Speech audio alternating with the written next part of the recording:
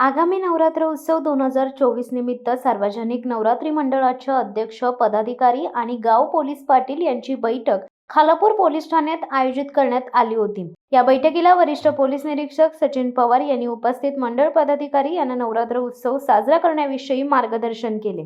यावेळी नवरात्र उत्सवात गरबा खेळताना महिला व मुलींची छेडछाड असे प्रकार घडू नये, महिलांची सुरक्षितता अतिशय महत्त्वाची असून सर्व बाबी कायद्याच्या चौकटीत राहून करा, असे आवाहन उपविभागीय पोलीस अधिकारी खालापूर विक्रम कदम यांनी केले। तर सर्व मंडळांनी ऑनलाईन व संबंधित विभागांची परवानगी घ्यावी आणि मूर्तीची सुरक्षा करण्यासाठी खास स्वयंसेवक नेमाव्यात।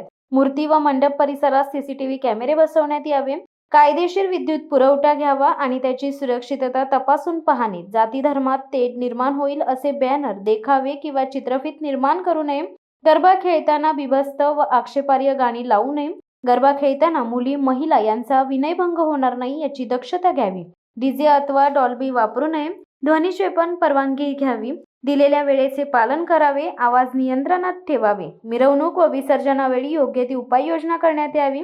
3 ऑक्टोबर पासून सुरू होणाऱ्या नवरात्र उत्सव कालावधीत आगामी विधानसभा निवडणूक आचारसंहिता लागण्याची दाट शक्यता असल्याने नवरात्र उत्सव मंडळांना अनेक बाबींवर निर्बंध लागण्याची शक्यता आहे।